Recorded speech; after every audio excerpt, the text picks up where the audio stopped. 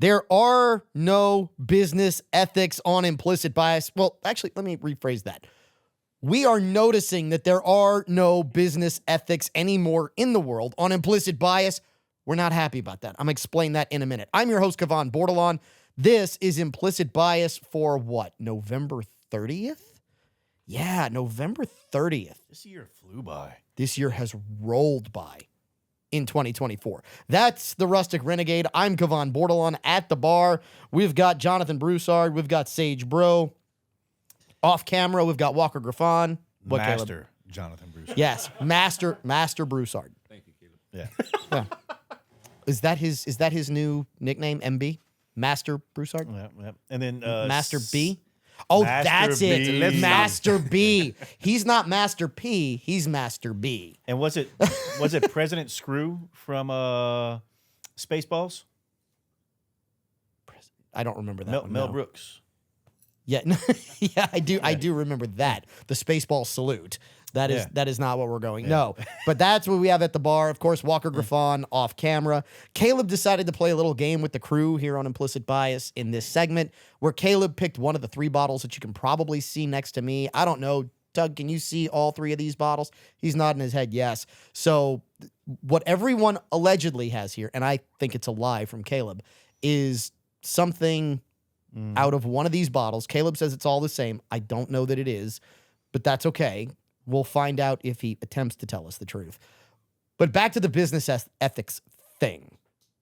So for those who've been following these stories, something got under our skin, and probably some people here don't even know that this happened because they don't follow sports at all. But this was a really big happening in the recruiting world. So for those who are familiar with college sports, you're probably familiar with the term NIL.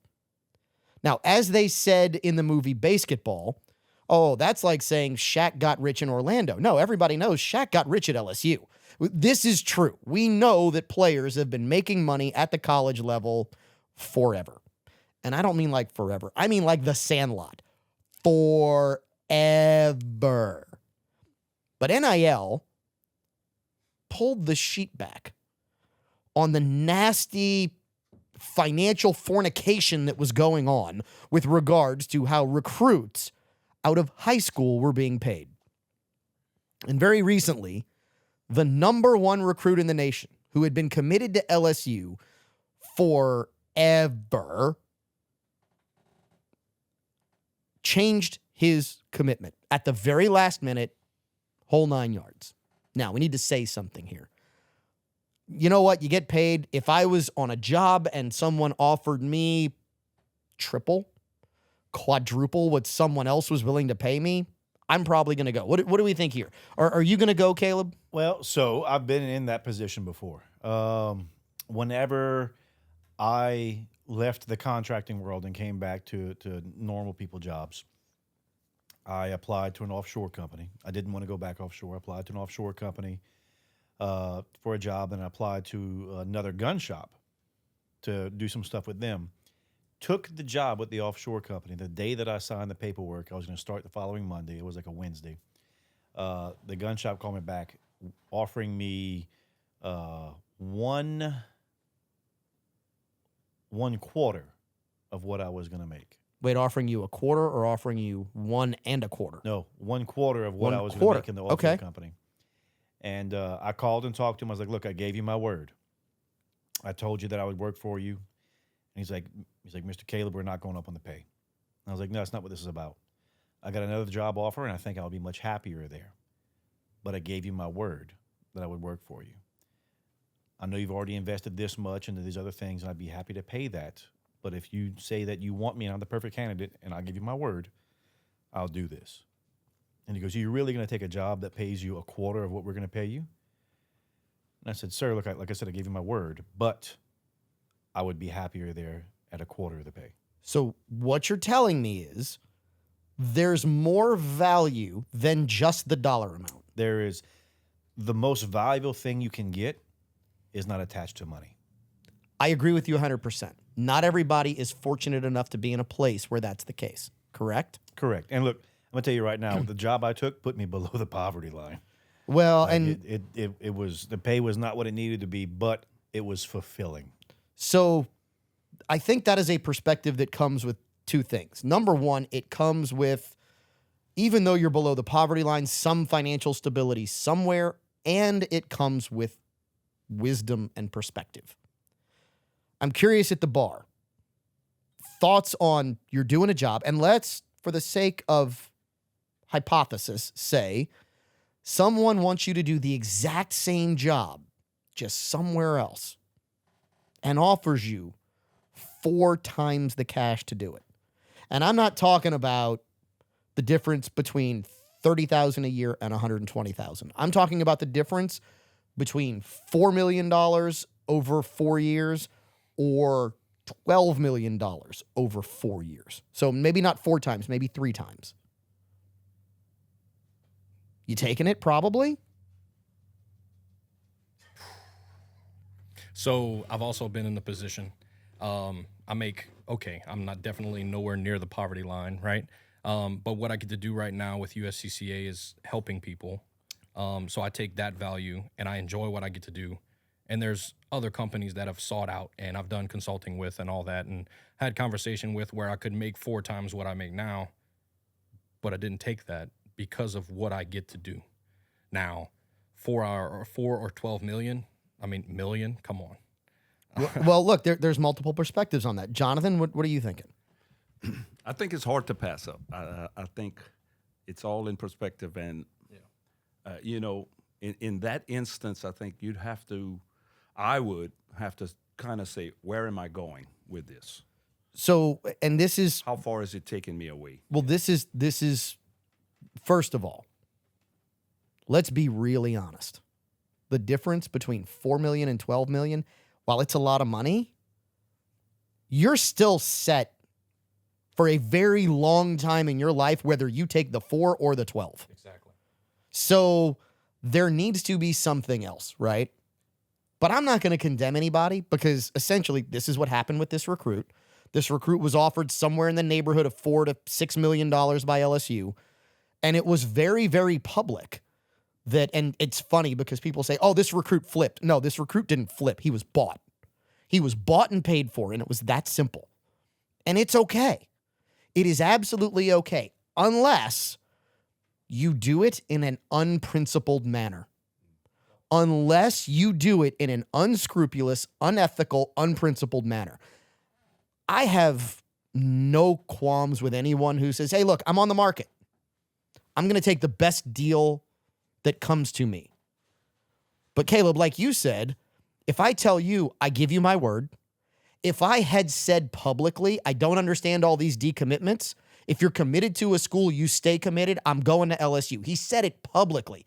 He turned down allegedly $10 million and said, nope, I'm still going to LSU. They think they can buy me, something to that effect. I'm still committed to LSU. And then what does he do? He up and flips 20 minutes later. Again, I don't care that he is bought because he didn't flip. Flipping is buying into value that you see somewhere else. Michigan is 5-5, which is where he decided to go. It's not like he's going to a winning program. They throw the ball all of 12 times a game. If the last big quarterback to come out of Michigan fans hated until he won 6 Super Bowls. Well, and look, right? At that age, you don't have a lot of experience, but you also might see writing on the wall. And I don't follow college sports or anything else really. So he might, I don't know how good he is. He might sit down and say, this is my chance because I might not go pro. This is my chance to build a nest egg. You think he would? Here's the deal. He is labeled as a generational talent. He is the number 1 quarterback in the country. Yeah, so then, and it's not close. I mean, this is a kid who should be looking for and has said, I'm not putting this on college. I'm putting this on development. Okay. Yeah. So I know guys who've gone pro in multiple sports and now are dead broke. Yeah. Right. So depending on what you want to do with your life, if you play your cards right, you can play during college and then retire. Yeah. My point is this. My point is, I don't care that he took the money. Really don't, because you can't blame someone for taking the better deal. But there's a way to do it. And when you do it unethically, when you play, so let me give you the back end of this. He announces that he is now going to go to Michigan. He's changing his commitment. Mm-hmm. Within an hour, there's a website up selling merch for Michigan, right? So in other words, what he did was when he was telling the world and his current commitment, the current person or entity that he was committed to, hey, I'm in, I'm coming, don't worry about me, this is going to be fine. While he's doing that, he's going behind the back, he's going behind the scenes, he's negotiating, and this is the big thing, he is negotiating in bad faith. He's using leverage he doesn't have. And chances are he's lying to himself. And you can lie to yourself all you want. One day, your reflection will be honest with you. There's only one other thing that I think could factor in here. You got parents involved. And this is the one problem with high school kids, because when you start getting mom and dad involved, and look, to be fair, the kid lives 30 minutes away from the University of Michigan. 30 minutes. I was shocked that he was telling LSU he was committed in the first place. But again, don't do it in bad faith. And if you're letting people influence your life who are telling you to do things in bad faith, to me, that is a signal long-term of where you're headed. That's why when I say ethics, they don't exist, there's no ethics here. Gentlemen at the bar? Yeah, to me, it comes down to love what you do what you love, and also love where you are. You know, if it's, people often say, you quit a job, don't burn that bridge. I'm quite the opposite. Burn it. You left there for a reason. You don't want to be there for a reason. Stick to that. But I'm almost at the point nowadays, like the commitments, they're not student athletes until they get on campus, as far as I'm concerned. And now I kind of wish somebody would coach them to say, hey, listen, let's not verbally commit. Tell everyone you're leaving the door open.